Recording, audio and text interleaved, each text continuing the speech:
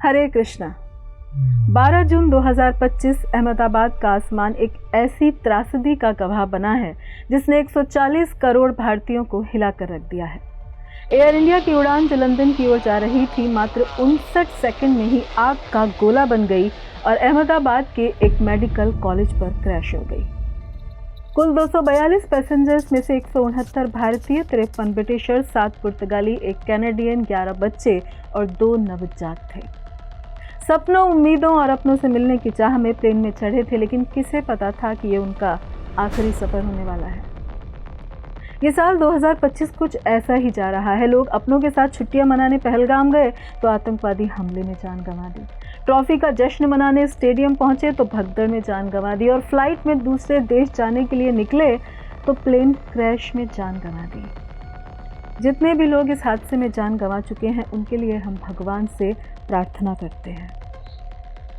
ये सब देखकर लेकिन हर कदम पर, हर पल एक अनजाना सा डर लगने लगा है कि किस पल किस दम पता नहीं क्या हो जाए। पदम पदम यद विपदाम, शास्त्र कहते हैं कि इस संसार में कदम कदम पर संकट हैं, समस्याएं हैं। लेकिन क्यों? हम आज चंद्रमा पर जा चुके हैं। आज AI का ज़माना है। हर काम के लिए घरों में मशीन्स हैं। जीवन को आसान और आरामदेह करने के लिए आज हमारे पास क्या नहीं है। लेकिन मृत्यु, बुढ़ापा और बीमारी, कैंसर, कोरोना, हार्ट अटैक, इन सब से हम आज भी वैसे ही बेबस हैं जैसे सालों पहले थे। हम विज्ञान में कितनी भी तरक्की क्यों ना कर लें, लेकिन मृत्यु, बुढ़ापा और बीमारी आज भी उतने ही शक्तिशाली हैं। फिर चाहे दुनिया के किसी भी देश में, किसी भी शहर, किसी भी जाति के हम क्यों ना हो, ये प्रॉब्लम्स सब जगह हैं, क्योंकि ये रियल प्रॉब्लम्स हैं जो कोई नहीं चाहता, लेकिन कोई भी इनसे बच नहीं सकता। सबको बुढ़ापा आता है, सबको बीमारी होती है और सब मरते हैं। और ये सब इसलिए है कि हमारा यहाँ इस संसार में जन्म हुआ है। तो ये हैं पूरे संसार की सबसे बड़ी प्रॉब्लम्स जिनका आज तक कोई समाधान नहीं निकल पाया। हाँ, कुछ बीमारियों का इलाज है, लेकिन कुछ तो आज भी मुंह बाए खड़ी हैं। मृत्यु का कोई इलाज नहीं। जीवन का कड़वा सत्य मानकर हम उसे स्वीकार कर चुके हैं। बूढ़ा हर कोई होता है, इसीलिए डर है कि कभी भी हम मर सकते हैं, कभी भी कोई नई बीमारी आ सकती है। तो क्या ये सब सुनकर, देखकर हमें 1 मिनट का पॉज लेकर ये नहीं सोचना चाहिए कि हम जिस रास्ते पर आज 100 की स्पीड में भागे जा रहे हैं तो पहुंच कहाँ रहे हैं? हम सब एक साथ एक खाई में घिरने के लिए भागे जा रहे हैं। आज हम मशीनों की तरह जी रहे हैं, लेकिन भीतर से खोखले हो चुके हैं, क्योंकि हम केवल शरीर को साध रहे हैं, आत्मा को नहीं। तो हमें समस्या से भागना नहीं है। यहाँ पर समस्या से भागना नहीं है, समझना ज़रूरी है कि इसका समाधान क्या है। तो अब प्रश्न उठता है कि जब हम सब सुख, शांति, आनंद और प्रेम चाहते हैं तो हमें बार बार दुख, पीड़ा और संकट ही क्यों मिलते हैं? हम खुशियाँ चाहते हैं, मन की शांति चाहते हैं, संतोष चाहते हैं, आनंद चाहते हैं। हम दुख नहीं चाहते, मन की अशांति नहीं चाहते।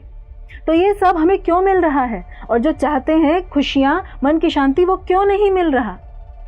जब मन में ये प्रश्न आए तो शास्त्र कहते हैं उस दिन से हमारे मनुष्य जीवन की शुरुआत होती है कि अथा तो ब्रह्म जिज्ञासा। हम सभी जीवन की समस्याओं का परमानेंट सॉल्यूशन चाहते हैं, दुखों से हमेशा के लिए मुक्ति चाहते हैं, सुख, शांति और खुशियों से भरी एक जिंदगी चाहते हैं। तो अगर प्रॉब्लम्स दुनिया में है तो मन में फिर ये क्वेश्चन आता है कि दुनिया बनाई किसने? उसको जाके पकड़ो कि ओ दुनिया बनाने वाले, क्या तेरे मन में समाई, काहे को दुनिया बनाई? यहाँ तो प्रॉब्लम्स ही प्रॉब्लम्स हैं। तो हमें जानने की कोशिश करनी चाहिए कि भगवान कौन है, कहाँ रहते हैं, क्या करते हैं। और अगर हमारे पिता हैं, हमारे सब कुछ हैं, तो क्या उन्हें खुशी होती है ऊपर बैठकर हमें दुख देने में? कैसे पिता हैं वो?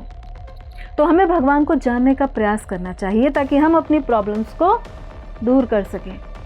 क्योंकि जब भी कोई प्रॉब्लम आती है तो एक इंक्वायरी कमीशन बैठाई जाती है ना, प्रॉब्लम की जड़ को जानने के लिए, उसे दूर करने के लिए। क्योंकि अच्छी दुनिया होनी चाहिए, है ना, जहाँ हम सब प्रेम से रह सके। इसीलिए हमें वो आश्रय लेना है जहाँ हमें भगवान के विषय में सर्वोत्तम ज्ञान मिल सके। और पूरी दुनिया में ज्ञान के सर्वोच्च रूपक हमारे वेद, और उन सभी वेदों और 108 उपनिषदों का सार है हमारी श्रीमद् भगवद गीता।